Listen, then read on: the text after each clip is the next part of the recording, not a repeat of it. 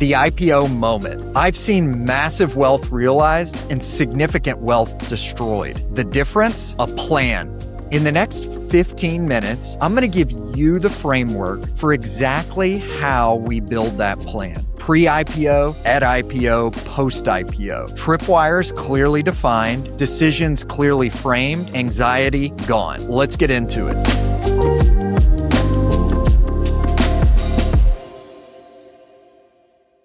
Step 1, start with the end in mind. Before we touch a single share or exercise an option, we start here. And most people, advisors included, don't spend nearly enough time here. Where is here? Here is defining your goals, your vision, your mission, your values for your family. At this point, we got to bring your spouse into the room. This is crucial to make sure you're both aligned on the vision for the future and the plan. Where appropriate, maybe we even bring in kids too. And this is where we dream big. You've earned the right to do it, so let's do it. Then we got to ask the question that nobody really ever asks. Do you plan to stay at SpaceX after this IPO? And if not, what's next? I've watched really smart, successful engineers hit their financial number and then free fall into an identity crisis 6 months later. Don't let that be you. Plan for the person you'll be on the other side. The life you want to have, not just the portfolio. Once this vision is crystal clear,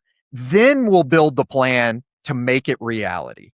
Step 2, inventory your equity. We can't plan for what we can't clearly see. So we got to look at our equity, especially, but all our other financial assets as well. Build the inventory. On the equity front, it's RSUs. Have they vested? If not, when will they? Our ISOs. When were they granted? When do they vest? Have we exercised any? What's the holding period status? Our non-qualified stock options. What's the spread? Are we set up for withholding? What's projected taxes look like? On our shares purchased through the ESPP program, when did we buy them? What was the discount? Are we at qualifying or disqualifying status? All extremely important to get clarity on before we do anything else. Then we separate every decision into 2 buckets, irreversible and reversible. This might be the most important thing we talk about. On the irreversible side, we got to measure twice and cut once because we can't go back and fix it. Things like exercising options, estate planning, and gifting to irrevocable trusts, pre-IPO sales of shares on the secondary market. Then the reversible decisions, things that can flex, updating our goals, our vision as our life evolves, adapting our post-IPO investment strategy when we actually get there. Plans should be built with leeway.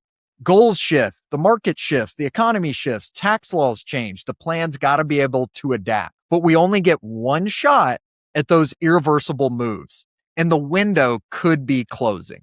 Step 3. Run the financial modeling. Now we get into the math side of things. And here's where people often get things catastrophically wrong. They only model one outcome, the one that they're hoping for. We're going to model at least 3. To keep it simple for today, we're going to look at bad IPO, good IPO, great IPO. Bad IPO just means after the lockup, the stock price is well below where we'd hoped. We're not getting the windfall that we'd hoped for.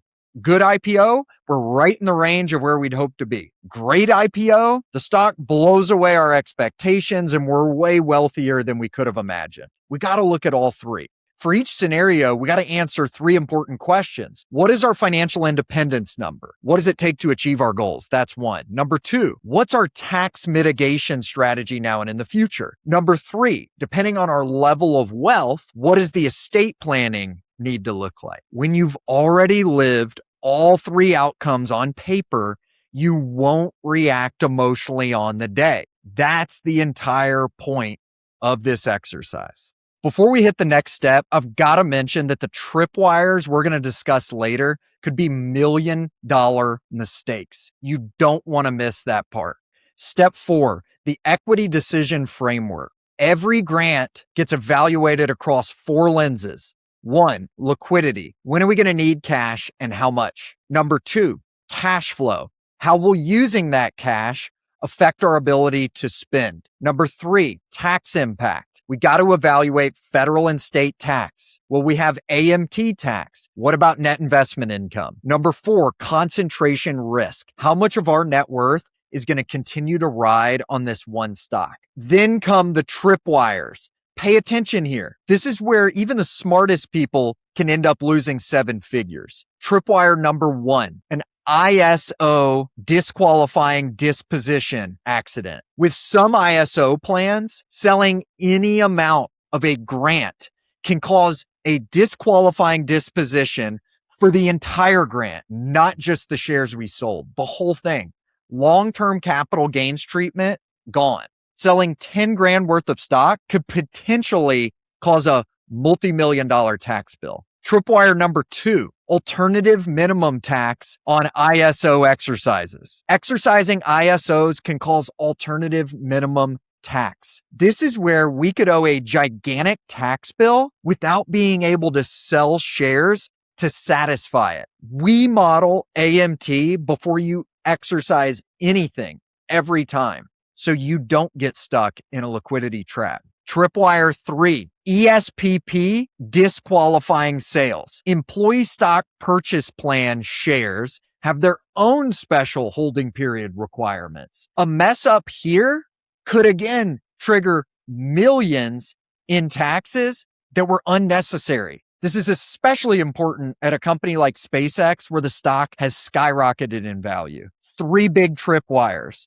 3 places we see real money lost, all avoidable with a well-structured plan. We also need to make sure we have a thorough understanding of our equity agreements and plans and have had them reviewed with our tax and legal counsel. Step 5, the stock sale framework. Now the lockup's expired, and the question becomes, how much do we sell and when? This is not a decision we make off of vibes or feelings. We should have this framed out ahead of time, built around 3 pillars. 1, tax management, short-term gains versus long-term gains, disqualifying versus qualifying sales, state of residence, charitable offset opportunities. Number 2, risk management. What percentage of our net worth is reasonable to hold in the stock going forward based on our goals? Number 3, path to our goals. What sales schedule actually gets us to financial independence and the achievement of all of our goals? A conversation with a client would go something like this. What's the minimum amount we need to diversify to be financially independent and to feel solid in the achievement of all of your goals? That's question 1. Question 2, now with the rest of it, how much do we keep riding on SpaceX?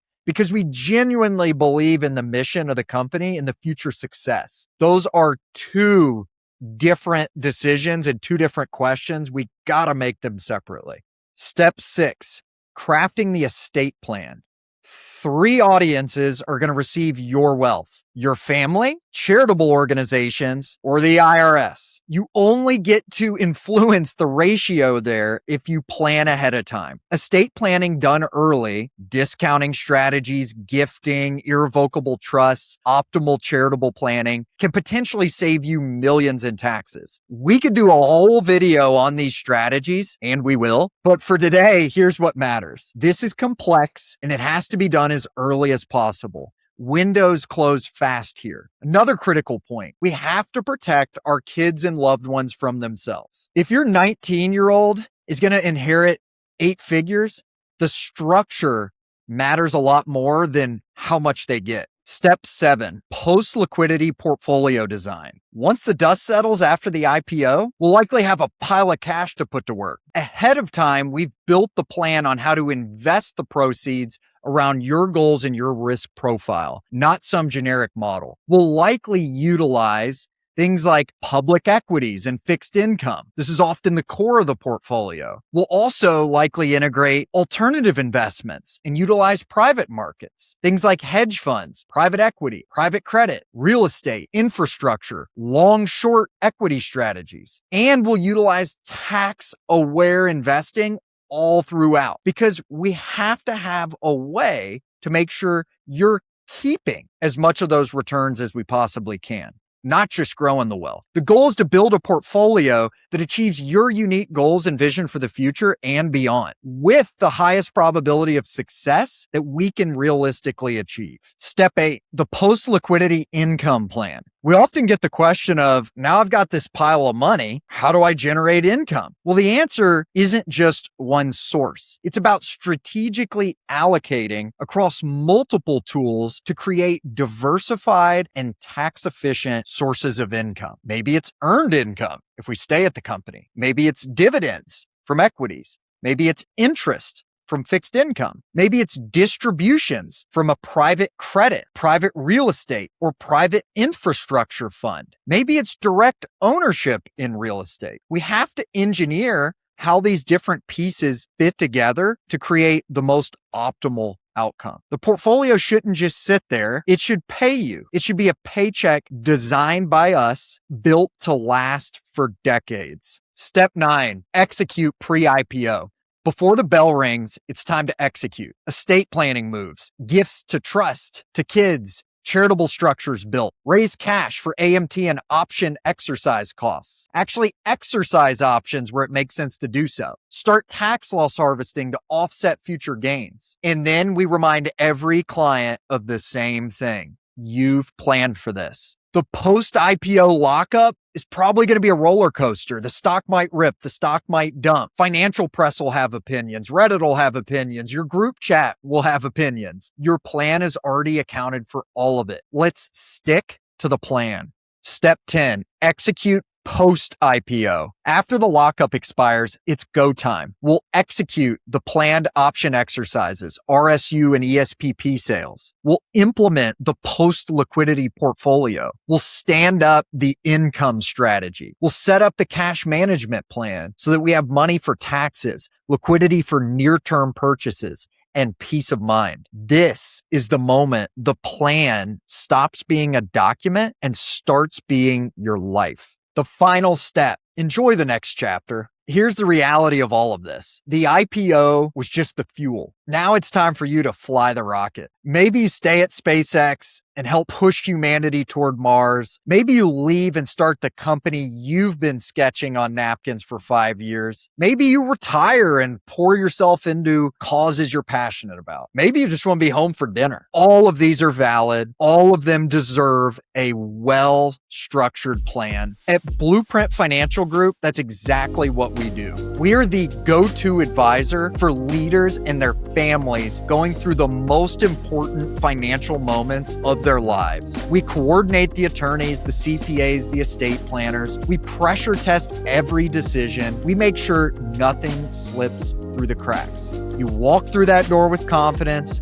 with a plan, and with the next 50 years mapped out. If you want to have that conversation, the link to schedule a meeting is below. Thanks for watching, everybody. See you next time.